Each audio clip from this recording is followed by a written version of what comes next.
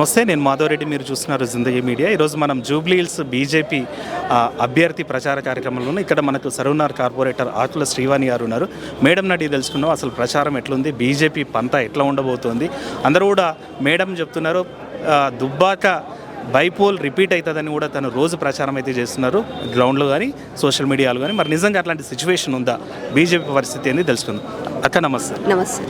So ఈరోజు అందరు అభ్యర్థుల కంటే చివరిన బీజేపీ అభ్యర్థి పెట్టింది, కానీ మీరంటూ ఏం చేస్తున్నారంటే శాయశక్తుల కృషి చేస్తున్నటువంటి నేపథ్యం, కష్టపడుతున్నటువంటి నేపథ్యం. మా బీజేపీ పార్టీ ఎప్పుడు కూడా అభ్యర్థిని ముందు ప్రకటించదు. మా బీజేపీ ఎజెండాతోటి ముందుకెళ్తాము, మా బీజేపీ టీం ఐడియాలజీతో మేము ముందుకెళ్తాం. అభ్యర్థి అన్నది ఒక బలం లాగా మాత్రమే చేరుకుంటుంది, కానీ అభ్యర్థికి దానికి సంబంధం లేదు. మేమందరం కార్యకర్తలం, పార్టీ జెండాకి పార్టీకి పనిచేస్తాం. కాబట్టి అభ్యర్థి ఎవరైనా సరే పార్టీ పనులు అయితే మేము ఆపకుండా ముందు నుంచి వెళ్తాం. 2 నెలల నుంచి కూడా పనులు జరుగుతున్నాయి. ఇప్పుడు లంకాల దీపక్ గారిని అభ్యర్థిగా ప్రకటించిన తర్వాత ఇంకొంచెం ఊపుతోటి ముందుకెళ్తున్నాం. ఈసారి జూబ్లీ హిల్స్లో బీజేపీ గెలవడం ఖాయం. నేను ఇంత ఖచ్చితంగా చెప్పడానికి కారణం ఏంటంటే కాంగ్రెస్ పార్టీ చేసిన మోసాలు, బీఆర్ఎస్ పార్టీ 10 సంవత్సరాల నుంచి చేస్తున్న మోసాలను ఇప్పటికీ ప్రజలు నమ్మే ఓపికగా లేరు. ప్రజలకు ఓపిక నశించిపోయింది. ఎన్ని రోజులు ఇట్లాంటి వాళ్ళను నమ్ముతాము మేము అని చెప్పి వాళ్ళు కూడా వ్యతిరేకించుకుంటున్నారు. ఎక్కడికి వెళ్ళినా కూడా ప్రతి ఒక్కరు కూడా బీజేపీనే గెలిపిస్తామని చెప్పి వాళ్ళు అందరూ కూడా నిశ్చయించుకున్నారు. సో చాలామంది ప్రశ్న ఏంటంటే, ఇక్కడ తెలంగాణలో కేవలం 8 మంది ఉన్నటువంటి ఎమ్మెల్యేలు, అధికార పార్టీ కాంగ్రెస్ పార్టీ ఉంది. సో బీఆర్ఎస్ అంతో ఇంతో ఉన్నటువంటిది. ఇట్లాంటి సందర్భంలో బీజేపీ పార్టీని గెలిపిస్తే ఫైదా ఏంది అని. ఒకప్పుడు 2 సీట్లు ఉన్న బీజేపీ పార్టీ ఈరోజు 3 సార్లు ప్రధానమంత్రి అయ్యారు. దానికి కారణం ఏంటంటే బీజేపీ యొక్క ఐడియాలజీ. బీజేపీ అంటే దేశం కోసం, ధర్మం కోసం, ప్రజల కోసం పనిచేస్తుంది అన్న నమ్మకం ప్రజలలో ఉంది. కాబట్టి ఈరోజు నేను మిమ్మల్ని అడుగుతున్నాను, ఇవాళ ఇక్కడ కాంగ్రెస్ గెలిస్తే లాభం ఎవరికి ఉంది? రేవంత్ రెడ్డి అయితే కుర్చీ దిగడు, రేవంత్ రెడ్డికి కొమ్ములేమీ రావు, ఎట్లున్నాయని అట్లనే ఉంటాడు.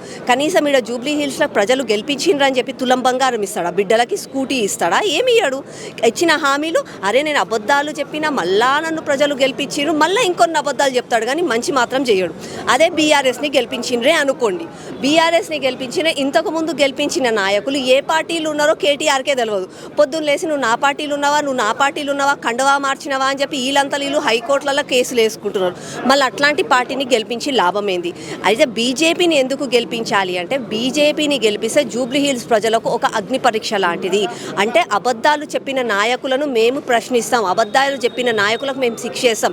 ఇంకొకసారి ప్రజలను మోసం చేస్తే మేము ఊకోము అని చెప్పి ఈసారి బీజేపీని గెలిపించాలి. బీజేపీ గెలిచిన బలంతో రేపు రాష్ట్ర వ్యాప్తంగా ఇచ్చిన హామీలను కూడా పూర్తి చేయడానికి మేము పోరాడగలుగుతాం. ఆ బలం మాకు కలుగుతుంది. ఇక్కడ ప్రశ్న మాత్రమే ఉంటుందా, ధర్మము దేశం అనేటువంటిది జరుగుతుందా? ఒకవేళ బీజేపీ అభ్యర్థిని గెలిపిస్తే జూబ్లీ హిల్స్ కాన్స్టిట్యున్సీకి మీరు చేసేటువంటి పని ప్రజల దగ్గరికి, ఓటర్ల దగ్గరికి ఏమని వెళ్తున్నారు? దేశం, ధర్మం అన్నది మన ఎజెండా. ఆ ధర్మం, దేశం ఎందుకు మేము మాట్లాడతామంటే, ఈరోజు దేశం సురక్షితంగా ఉండాలంటే మన ఇల్లు మంచిగా ఉండాలి, మన కుటుంబం మంచిగా ఉండాలంటే మన ధర్మం మంచిగా ఉండాలి. కాబట్టి మేము దేశం, ధర్మం అని చెప్పి ముందుకెళ్తాం. మా ధర్మం ఏంది? ప్రజల సంక్షేమం. మా ధర్మం ఏంది? జూబ్లీ హిల్స్ అభివృద్ధి. అవన్నీ కూడా మేము చేసుకుంటూ ముందుకు సాగుతాం. ప్రజలు మాకు ఓటేసి గెలిపించండి. మొత్తం జూబ్లీ హిల్సే కాదు, తెలంగాణ ప్రజలకు ఇచ్చిన హామీలన్నీ నెరవేర్చే వరకు రోడ్డు మీదకి వచ్చి మేము పోరాడతాము, ప్రతి ఒక్కరికి న్యాయం చేస్తాం. సో రెండో మాట, ఇక్కడ లంకల దీపక్ రెడ్డి గారికి లాస్ట్ మినిట్లో చేసిండ్రు. చాలామంది ఆశావాళ్ళు ఉన్నారు, వాళ్ళందరూ కూడా ఈరోజు కలిసి రావట్లేదు. ఇది బీజేపీకి ఉన్నదే కొంచెం ఓటర్ సంఖ్య, అట్లాంటి దాంట్లో మళ్ళీ ఇవన్నీ కూడా ఉన్నాయి బీజేపీలో అనేటువంటి. లేదు, బీజేపీ గురించి తెలియని వాళ్ళ కమెంట్స్ చేస్తారు. బీజేపీ సంస్థాగతంగా కూడా ఎప్పుడైనా పేరుని లేట్గానే అనౌన్స్ చేస్తుంది.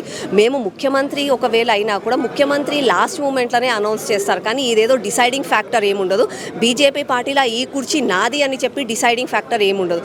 ఎవరు కష్టపడతారో, ఎవరి వల్ల ప్రజలకు మంచి జరుగుతుందో, ఎవరి వల్ల పార్టీకి మంచి జరుగుతుందో అన్నదే వాళ్ళు నిర్ణయిస్తారు. లంకాల దీపక్ గారిని మా పార్టీ వాళ్ళు నిర్ణయించారు, కాబట్టి ప్రతి ఒక్కరం కూడా తనకు వెనుకుంటాము, తనను ముందుకు నడిపిస్తాం. చివరిగా ఒక ప్రశ్న, రేవంత్ రెడ్డి గారు, కిషన్ రెడ్డి గారు కొల్లాడైనరు, దీపక్ రెడ్డి గారిని పెట్టారు అనేటువంటిది బీఆర్ఎస్ వాదన. ఇక కాంగ్రెస్ వాదన ఏంటంటే బీజేపీ, బీఆర్ఎస్ అనేటువంటి కలిసిపోయినాయి, బీఆర్ఎస్ బీ టీమే బీజేపీ అనేటువంటిది.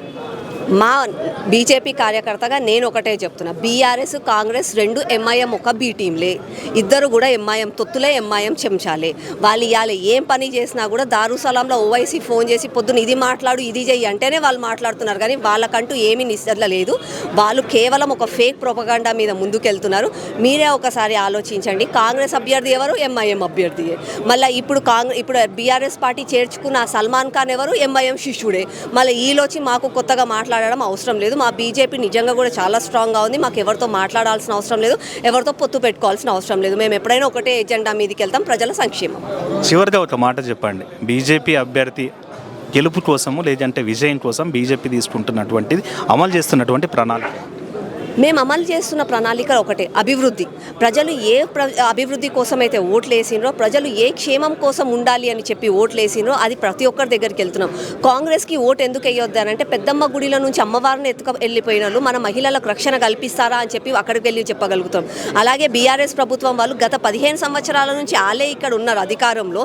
ఏం చేసిండ్రు? కార్పొరేటర్ ఆలే, మేయర్ ఆలే, మినిస్టర్ ఆలే, ముఖ్యమంత్రి ఆలే, అన్నీ ఆలే.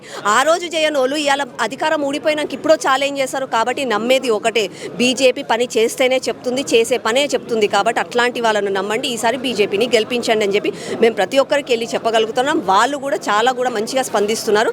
ఈసారి జూబ్లీ హిల్స్లో బీజేపీ గెలవడం ఖాయం. Thank you madam. ఇది చేస్తున్న అభివృద్ధి, చేసిన అభివృద్ధితో పాటు దేశం ధర్మాన్ని నిలబెట్టాలంటే బీజేపీ పార్టీని గెలవాలని ఆకుల శ్రీవాణి గారు చెప్తున్నారు. Thank you.